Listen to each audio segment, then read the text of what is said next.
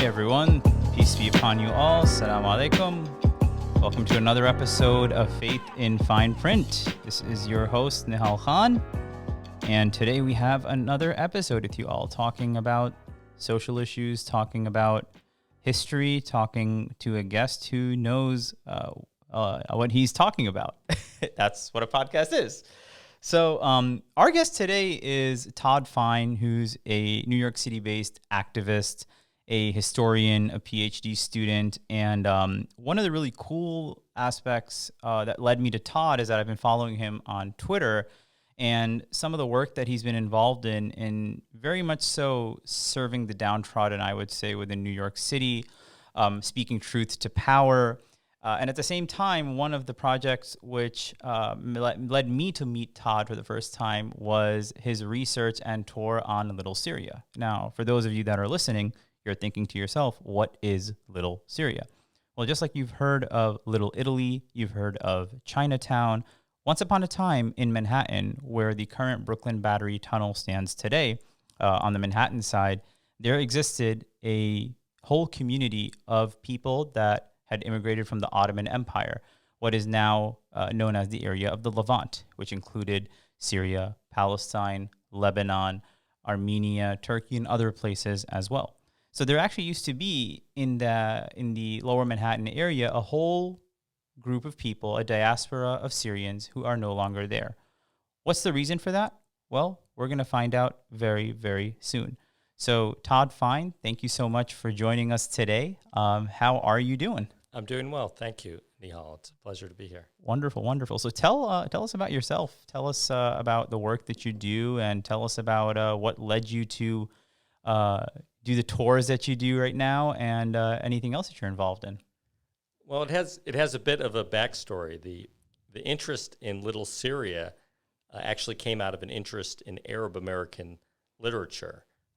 So there are a lot of famous writers who speak Arabic and wrote in Arabic literature, most notably Kahlil, Gibran, and Ameen, Rihani. But my interest in all that, this whole topic of Little Syria and Arab American literature, goes back, like a lot of people, I think, to our coming of age with September 11th. And I'm not of Arab descent.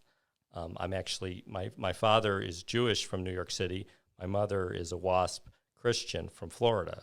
So, but I just, like many people, was shaken up by September 11th. I was studying at Harvard, political science at the time. I was actually Samuel Huntington's research assistant for 3 years, the author of Clash of Civilizations. And I worked with him on a book about American identity and immigration, a controversial book that came out in 2004 called Who Are We? And after I graduated college, I didn't go into security studies or anything like that. I was, bothered by the Iraq War. That was 2004. And I just sort of moved to New York, like a lot of people, to find themselves. And I was doing odd things. I was teaching English to Brazilians. I was working on political campaigns. I was just trying to figure out what I wanted to do.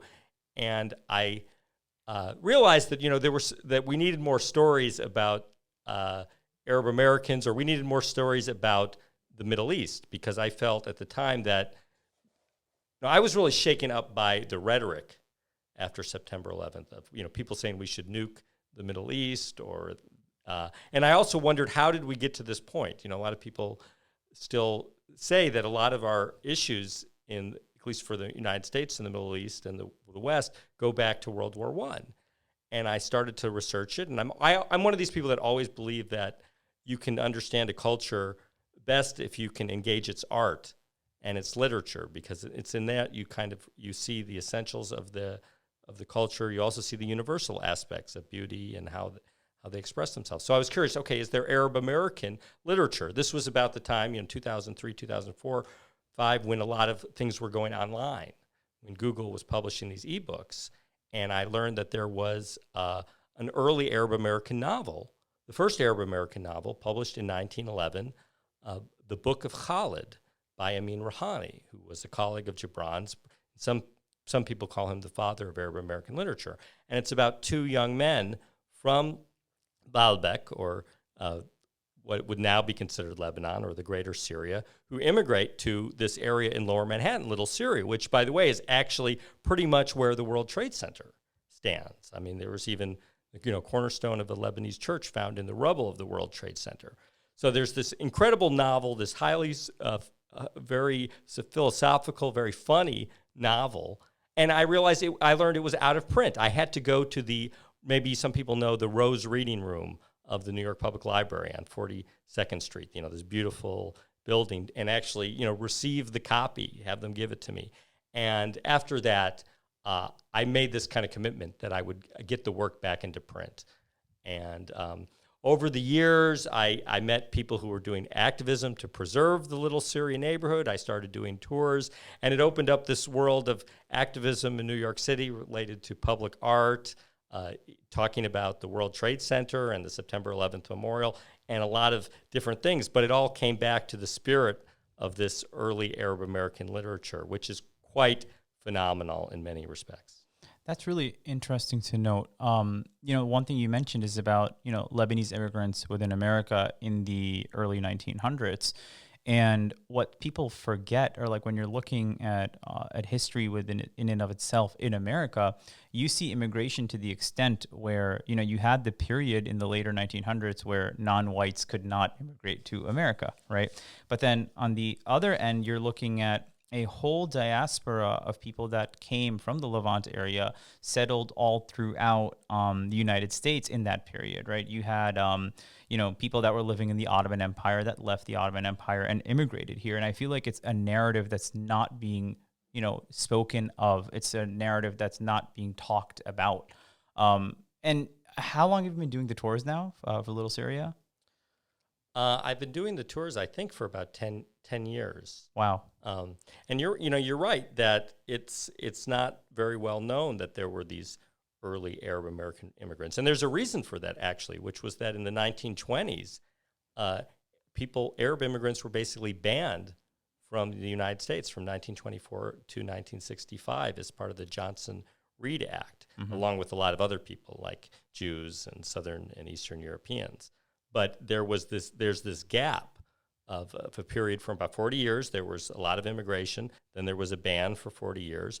And so that early wave assimilated into the country so thoroughly that a lot of them didn't necessarily make the connection to the newer immigrants who were, slightly in the 60s and 70s, were more Palestinians, Muslims, Yemeni, of course, other Arab groups.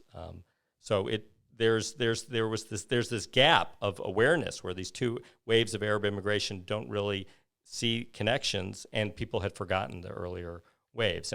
But one of the things the research shows, especially when you study the literature, is how much commonality the early immigrants had with some of the struggles that the later immigrants and the contemporary immigrants are facing, both in terms of discrimination, but also in terms of political activism, dealing with crises in their countries, or having to deal with these big questions like imperialism and the collapse of empire.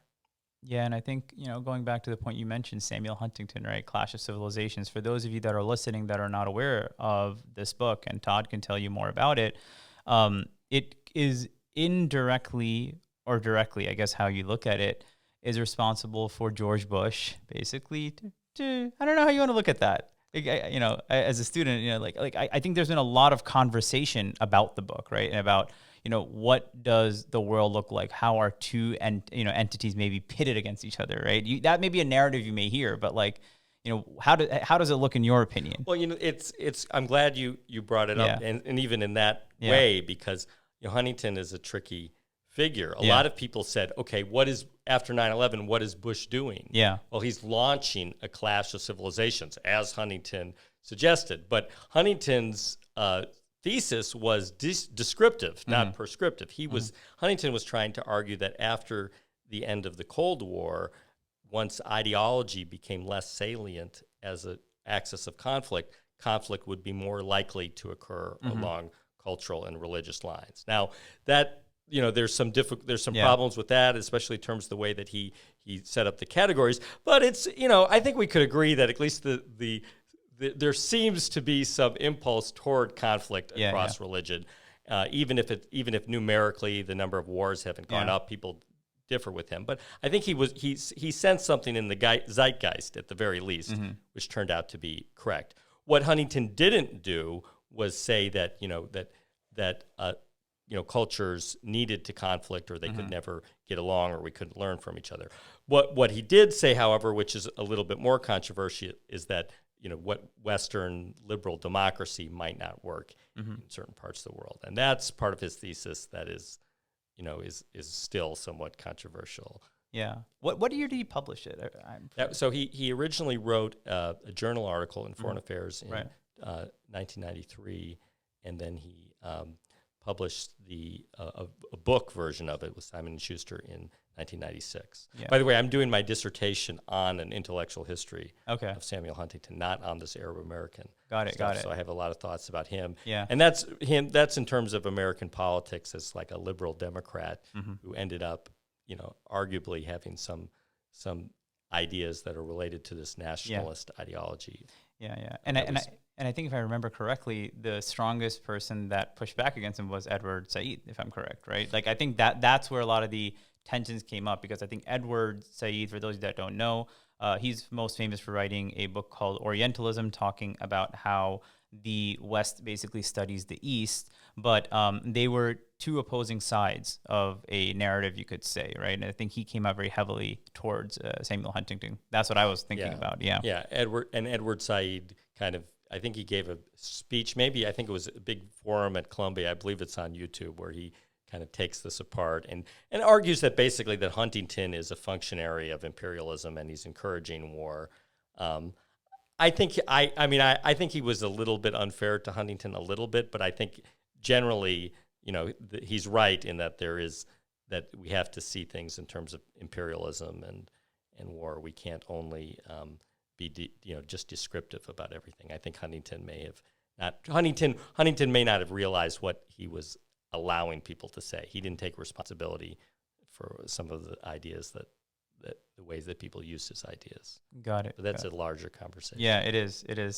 But it's just really interesting to see how, for many people, and I think in a lot of the work that you're doing right now, within New York City, like I was pulling up your page and just looking at certain things, right? It's like if I start reading down your profile, which we're not supposed to do for Faith in Fine Print, but it was really amazing, like the advocacy issues, 5 World Trade Center, the Charging Bull, Downtown Community House, Elizabeth Berger Plaza.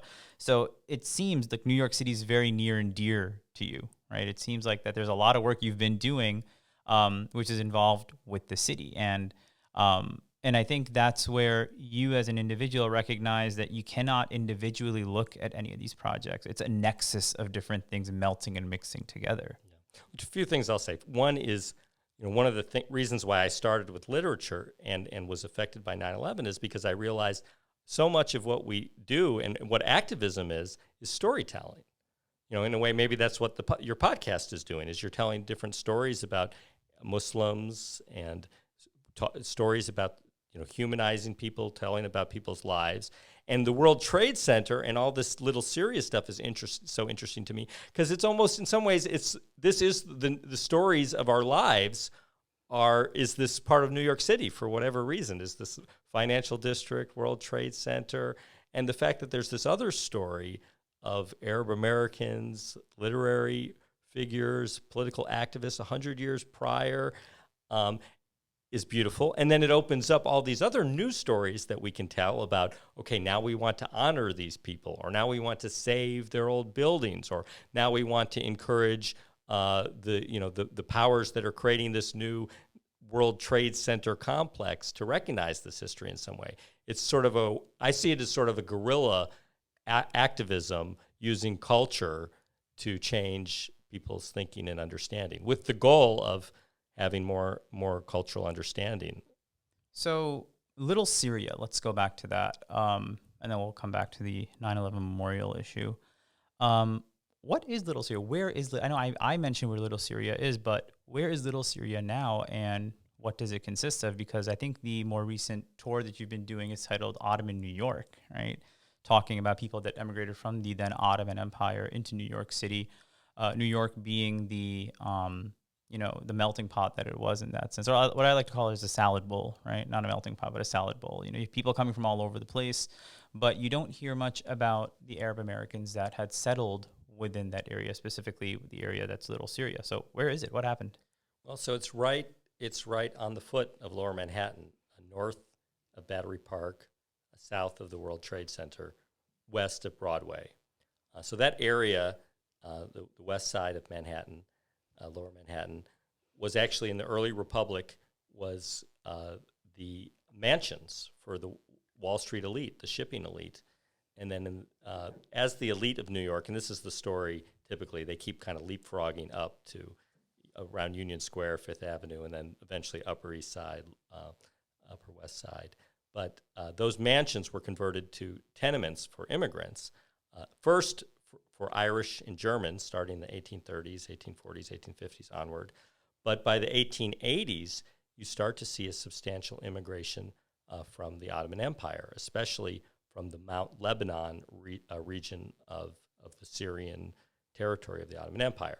And the reason for that was that those people had been doing silk trade in Lebanon, but with the opening of the Suez Canal and new artificial fabrics, you started to get Chinese competition and then this competition from artificial fabrics.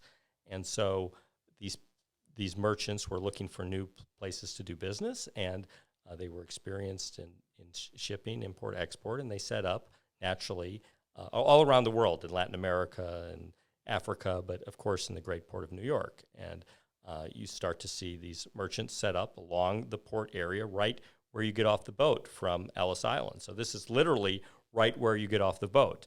And the joke, of course, is that, we didn't have the nickel to go uptown, or we stayed there because we wanted to remember to go home. But yeah, it's really right in the heart of things. And that was pretty robust for 40, 50, 60 years. It was known as the Syrian Quarter, the Syrian colony, Little Syria. It had these import-export businesses. It had this army of peddlers who would receive goods from these wholesale houses on Washington Street. Washington Street was the main thoroughfare. And they would go out to New York, greater New York, and eventually all across the country. And the Arab Americans, the Lebanese, the Syrians, were so resourceful businessmen that by the 1890s, they found niches that placed them in every state in the United States. They're setting up grocery stores and, of course, starting with the peddling. The typical story is that, they disappear for 2 or 3 years doing the peddling, and then you see them later in some phone directory as establishing a business. And, many of them were very successful. Some, although they typically only tell the stories of the success, there were some failures as well. But it's a substantial part of the American immigrant fabric. It was a few hundreds of thousands of people who descended from that. But Little Syria was always both the economic heart and the cultural heart. And it had these extensive Arabic journalism scene because they had freedom from the Ottoman Empire to publish there. And so you start to see all these different publications that were discussing politics. And then those, since there were multiple generations, they also had younger immigrants, Arab Americans, who grew up in the United States, had learned English and was exposed to Western poetry, and then they started publishing literature as well. So the most famous being Kahlil Gibran, who grew up in Boston, but then eventually settled in New York and was part of this scene. And then, of course, the immigrant writer that I study, Ameen Rihani, who wrote the Book of Khalid, but also many works in Arabic and English about religion, about art, politics, philosophy, real Renaissance men. And these people are still taught throughout the Arab world as al-Majjar, or the immigrant writers. And it's just part of Arabic literature. Elia Abu Mahdi is another big name, a major poet. So it's a very important community, but it actually had sort of an end date, because when they built the Brooklyn Battery Tunnel, the famous Robert Moses, some people may know him as the great builder of New York, the tunnel actually leveled many of the lower residential areas, including some of the churches. And so that was sort of the end of the neighborhood. Then that started really in 1946. Mm-hmm.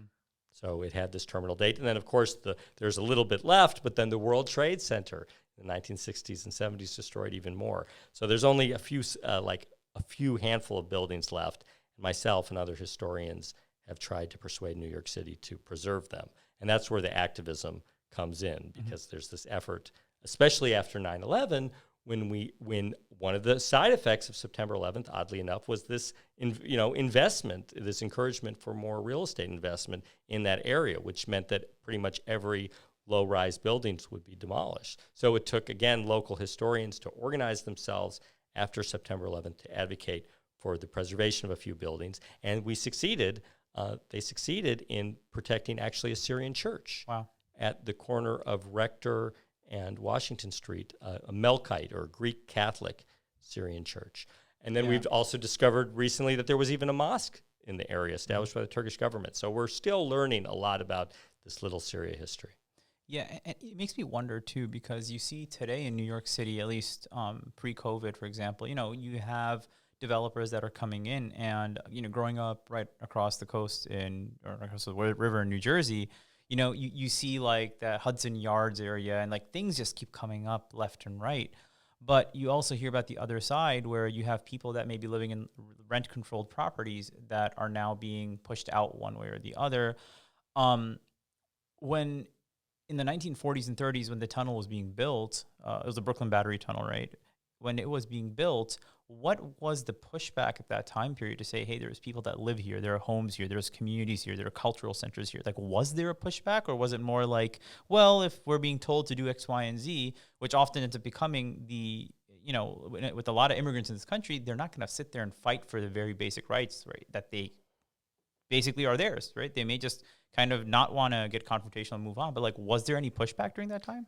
Well, there was this sort of ethic in that period, the modernist development period, of what they called slum clearance. Mm-hmm. So there's lots of sections in New York where they just devastated block after block of these old buildings. And, these are some of the oldest mansions from the early Republic of the United States. I think after the musical Hamilton, we would not want to demolish that stuff today, but they were prepared to do it. I think the immigrants, a lot of them by the 1930s and 40s, at least the Arab immigrants, had moved on, or at least as they were more successful, they moved to neighborhoods like Sunset Park or Bay Ridge, places where they had more land. But they had their businesses down there, and some of them sort of made calculations about whether they could keep going in business. There were actually some Syrian grocery stores, in my understanding, that still were there until the 60s and 70s, actually. So it didn't totally die with it. We kind of give it this date of death. But there was some resistance, but not as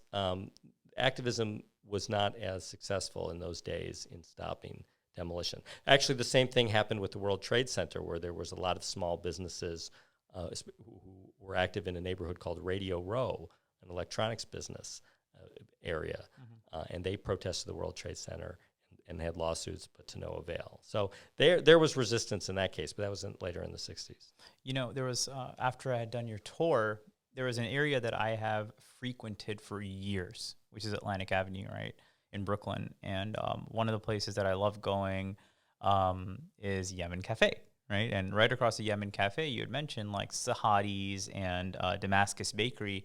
I think you said, man, those are like, Syrian bakeries that are 4 generations of Syrians have been running that in the New York City area. Like, you have people that have been here for that long and businesses alive that have kind of been thriving since then. Yeah, no, the Sahadi's goes back to the Little Syria area. And in fact, they had 2 brothers who branched off and had some conflict. I don't know all the details, but the Sahadi's on Atlantic Avenue says dating back 60, 70 years. But that's only that branch of the family. The other branch goes back even earlier. So yeah, it's a lot of people, they don't realize that. They think Atlantic Avenue is the first Arab neighborhood. They don't realize that some of those businesses started actually in Manhattan. Yeah, and actually when you go to Atlantic Avenue, you get the Barclays, and it doesn't look like what it even looked like 10 years ago. Or like, I lived in New York City for several years of my life, and it's unrecognizable, right, what's happening. You see people that, again, gentrification is doing to the locals that have been a part of it,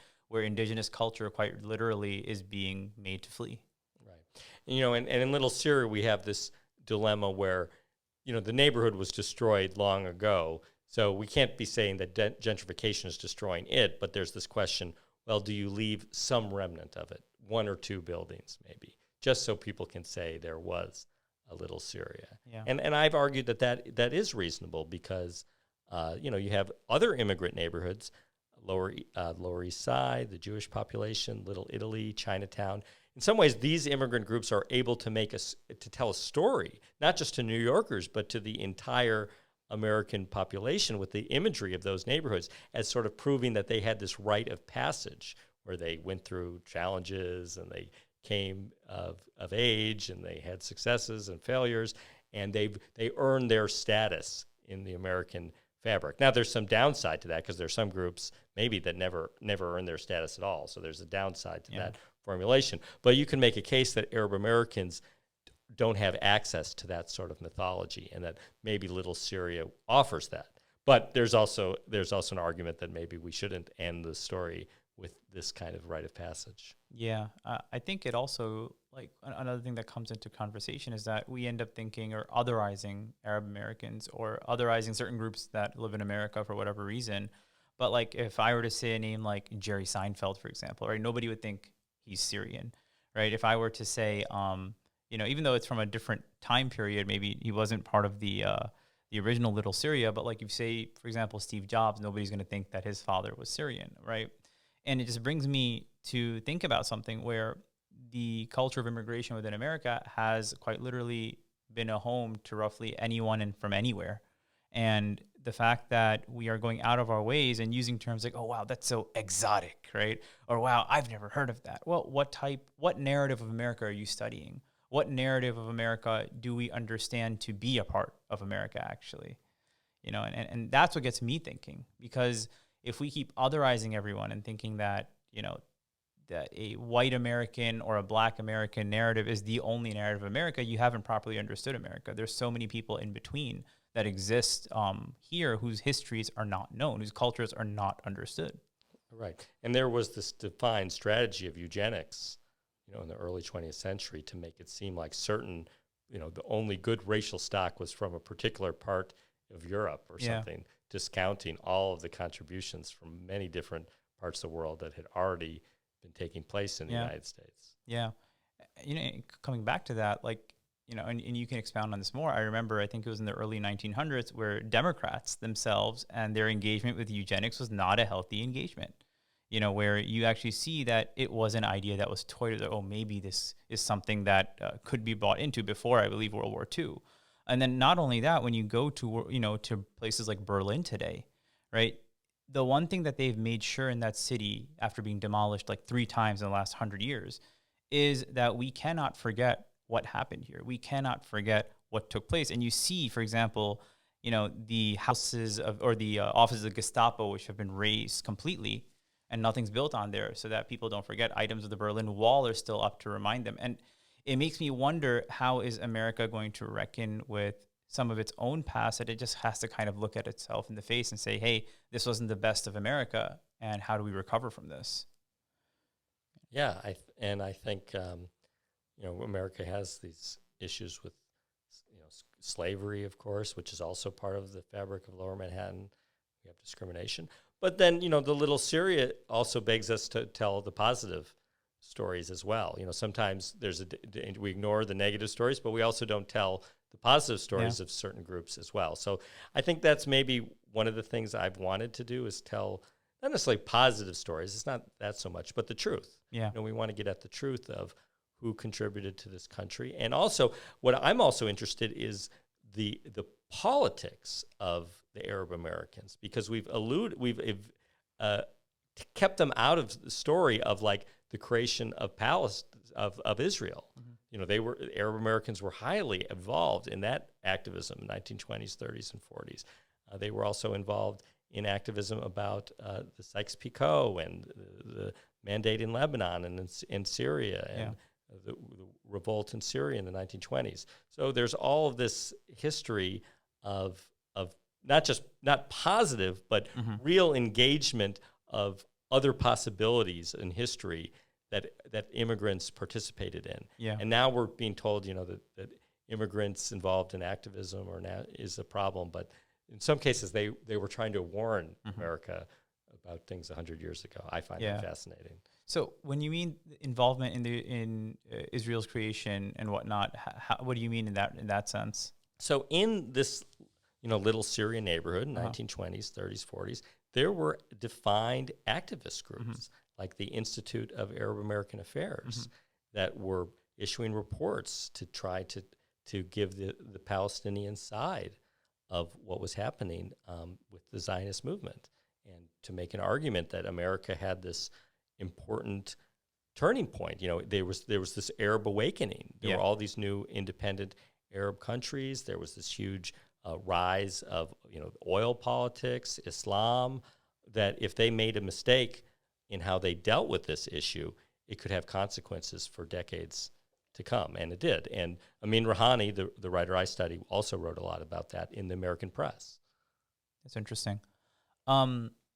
And then the other thing that I wanted to ask you about was the project that you were involved with when it came to the graveyards, right? I think you went up and down the East Coast looking at different graves of people that are part of the Ottoman Empire who had emigrated here and been buried, right?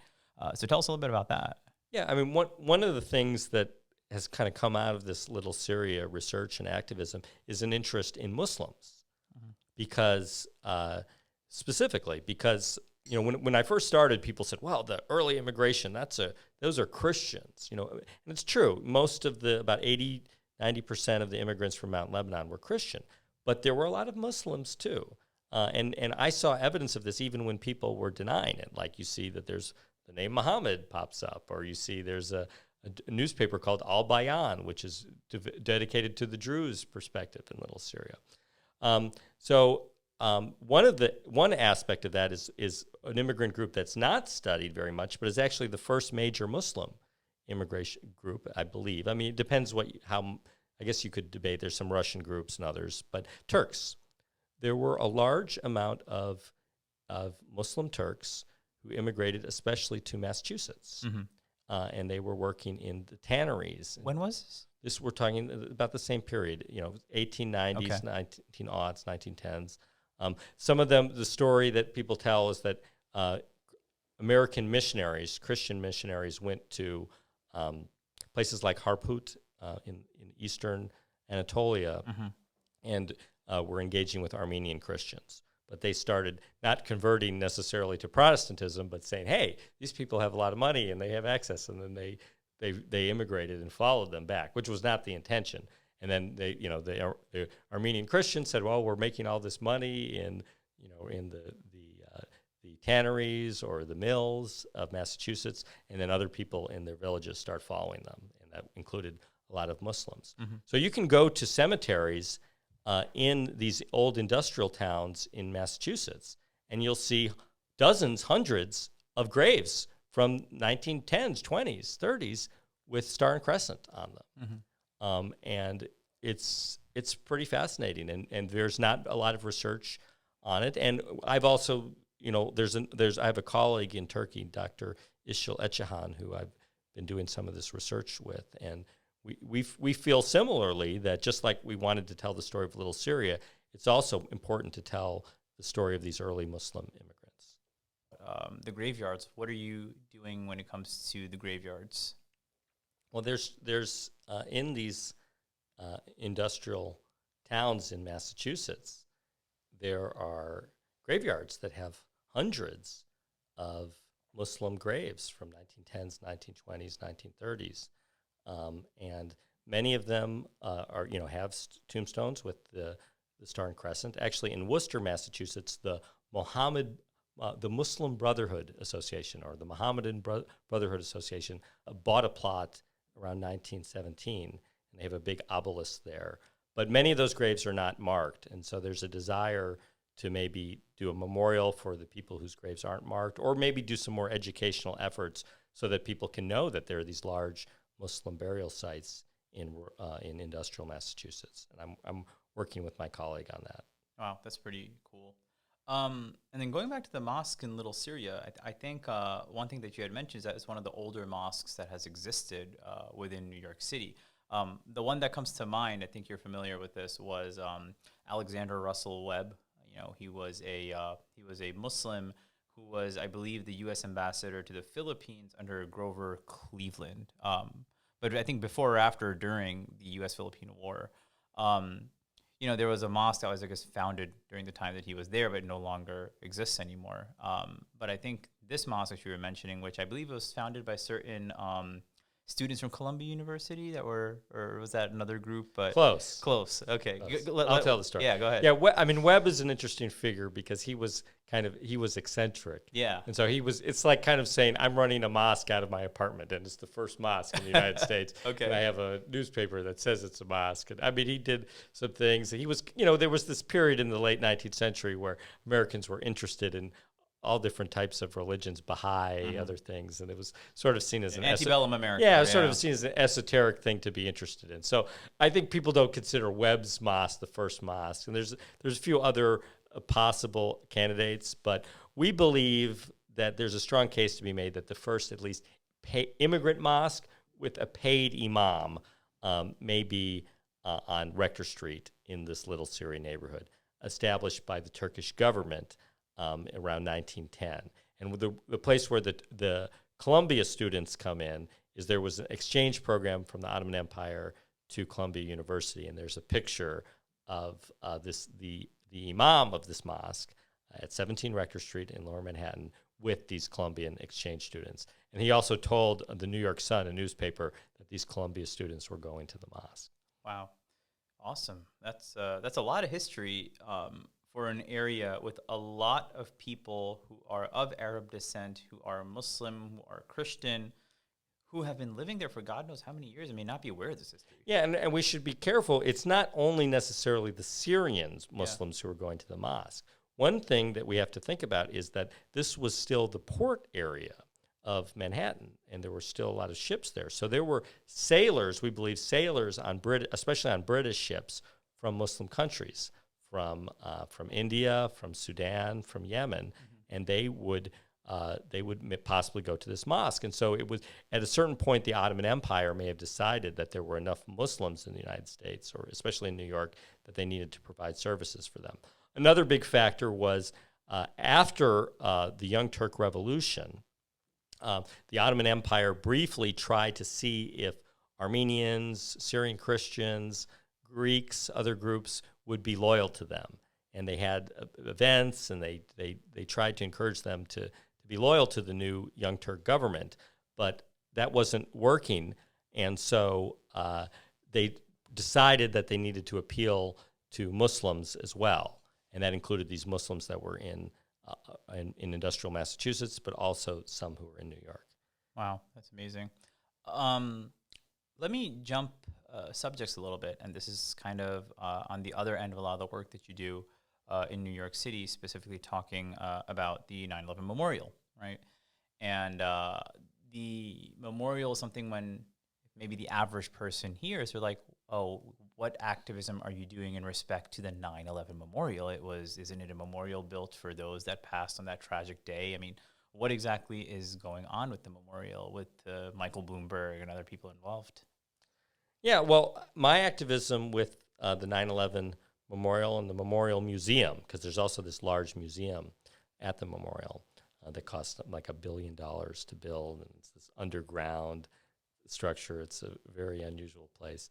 My activism started to be quite innocuous. Mm-hmm. I had learned that there was a mandate that this museum include a section on local history. It's actually in their charter and the recommended guidelines for the museum from the Lower Manhattan Development Corporation, or the corporation that sort of gave them the land, that they mentioned local history. So I appealed to them. I said, well, would you include maybe one sentence about the little Syrian neighborhood, since it's part of the local history? And actually, there was the cornerstone of a Syrian church found in the rubble, amazingly, of the World Trade Center attacks. A Syrian church in the World Trade Center rubble. Yeah, because that's an amazing story, and that gets really complicated. But like documented. Basically, when the Battery Tunnel was built, they destroyed the Maronite Church, St. Joseph's, and was moved up to another location, which was along Cedar Street, which was actually close to, you may have heard, there's a Greek church that was destroyed in the attacks. that's being rebuilt. That building was demolished in like in the 80s to build a skyscraper, but was never actually built. So the cornerstone actually stayed under this parking lot.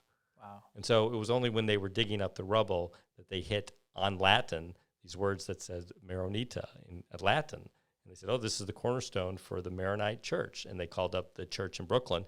And that cornerstone is actually on display at Our Lady of Lebanon in Brooklyn. Mm-hmm. And that was an artifact that potentially, if they even wanted, maybe could have been shown in the museum on a temporary or a permanent basis. So I went to the museum to ask, would you mention this little Syrian neighborhood? Maybe it would be a nice touch.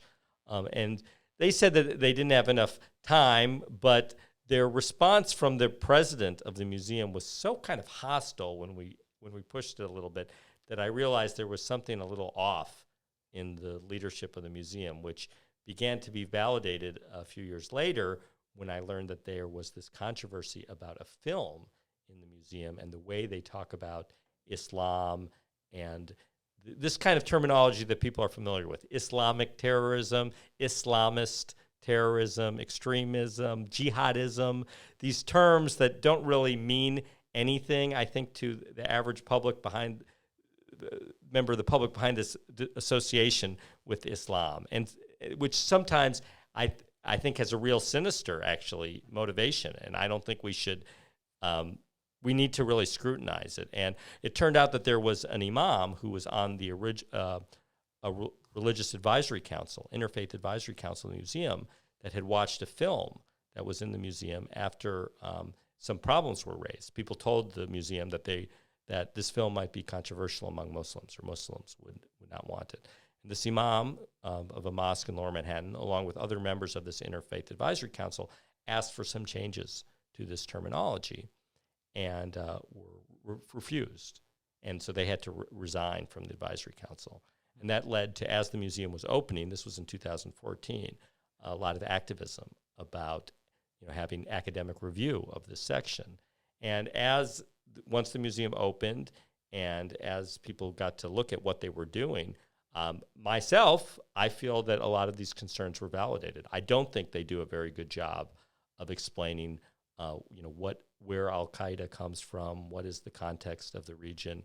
I don't think these terms, Islamist, extremist, terrorism, or even if they have an academic definition that some people can defend, I don't think they work in the museum. And so that activism was done in 2014, but now with the 20th anniversary approaching, it's sort of having a second wind, both because there's a new film that has come out, The Outsider, a documentary film that shows some of the making of the museum and validates some of these fears, and there's also some former staff of the museum that are also confirming that the museum wasn't interested in talking about Islamophobia after 9/11, and their leadership was strangely hostile to Arab Americans and to Muslims in New York. I think there was even not too long ago, it had been something that you tweeted, but where I think a mother of one of the people or a wife of one of the folks that had passed away, one of the victims on 9/11, she basically was like, you guys are wining and dining on a mass graveyard, right? Where, there are bodies that were not recovered. There are people at the bottom of this place where, you guys are just kind of celebrating it, and it is what it is. I mean, how has it been received amongst a lot of the family and friends of those that passed on that day? Well, there's been a lot of controversy about sort of the commercialization of it. They have these, large salaries for the executives. They have this corporate branding. It's a very controlled space. They have a fancy gift shop where you can buy all these knickknacks. And it costs $26 to get into the museum. And this is in a place where they actually are storing human remains in a museum that costs $26 to get into. Wait, what do you mean? They are storing the unidentified human remains that they haven't identified. They're in like the museum. In the museum, they are storing human remains that they haven't identified in the museum. That's disturbing. Yeah, and there are family members that feel this is inappropriate. Now, they have said they would prefer like a tomb of the unknown above ground, they don't really trust this institution that has so much money involved and all these other interests to manage these human remains. It's bizarre, and it is there's a lot of money involved in this, and in a way 9/11 is big business. Yeah. And that's why I've been frustrated. We had this very innocuous request of one sentence about Little Syria that was never accepted, but it revealed more about the culture of the institution, and it's a problem because we don't know what to do with 9/11.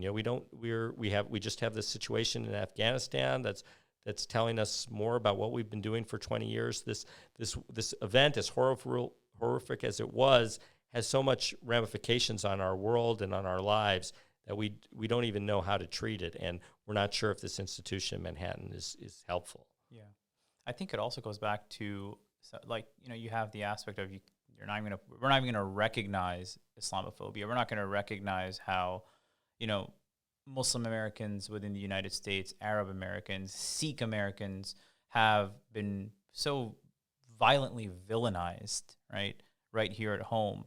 But at the same time, it's not something that's going to be included within the narrative of how 9/11 changed America.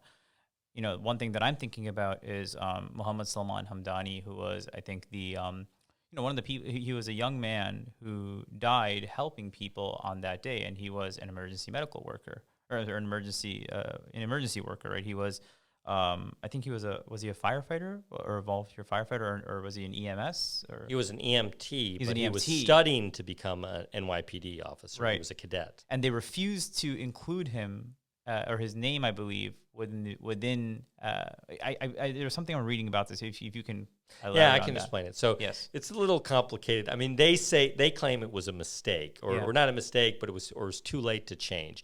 Basically, he was an NYPD cadet. Okay. So he was studying to become an NYPD officer, and nobody even knows why he went to the World Trade Center. It's not like he was ordered there. He just went there because he was a hero, presumably, who wanted to help people. It's amazing story, but maybe his logic was because he was becoming an NYPD officer that he felt a duty to do that.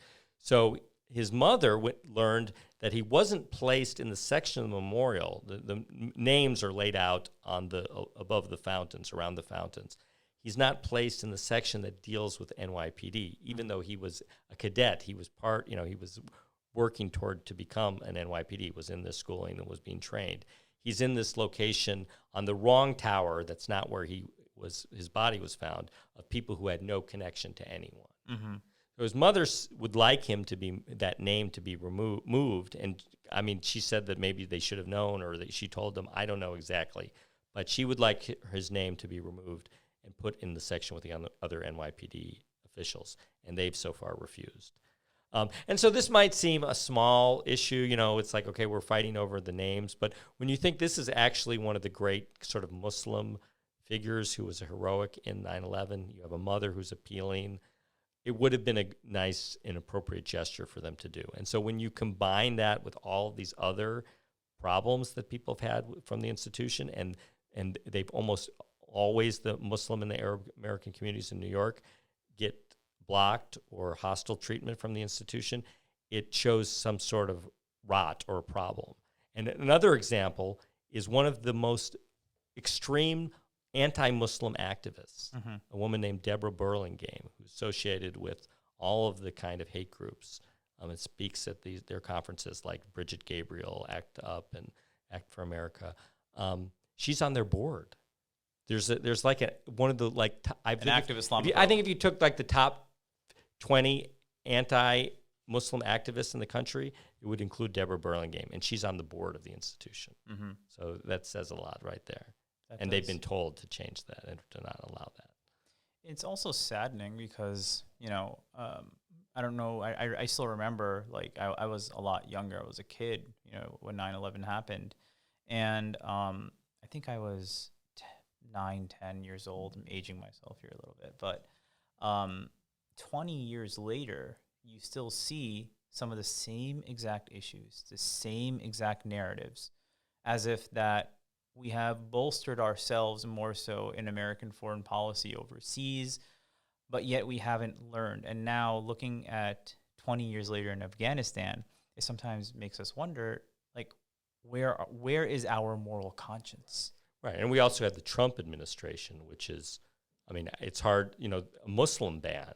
I mean, how can we think that a Muslim ban can be, a Muslim ban leads from the hostile anti-Muslim rhetoric after 9/11? There's a link. Even Trump, he was lying and saying that he saw Muslims celebrating after 9/11 in Jersey City. Yeah, so, I mean, 9/11 is, and the anti-Muslim sentiment created by 9/11 and still fostered in that narrative about 9/11, the hate, the use of 9/11 to disparage all Muslims in the world is part of the world of Trump. And in 20 years dealing with Afghanistan, and shows that we might not have moved on. And I think there's also a danger now that people are going to say, well, Trump lost, that's over, we can just go back to our old habits. You don't get the sense that America has really come to terms with what Trump really represented. I don't feel like, I mean, maybe some people feel like, oh, they're liberal, they moved on, and we were changed the country. But I see the country becoming very divided, and this Islamophobic rhetoric being almost a feature of right-wing politics, and it's frightening because we have many historical examples of where that can lead. And we had a Muslim ban under Trump. Well, the next Trump, or the worst Trump, it might not just be a ban. So I take it, that's part of the reason I feel this work, like fighting, doing narrative activism, talking about the 9/11 memorial. It's a real issue, and it may be a life or death issue. People just don't see it that way always right now. Yeah, that's the scary part, because when we begin to dehumanize, when we begin to say they're less human than we are, any group for that matter, that's where the process begins. It starts by just removing the humanity from people.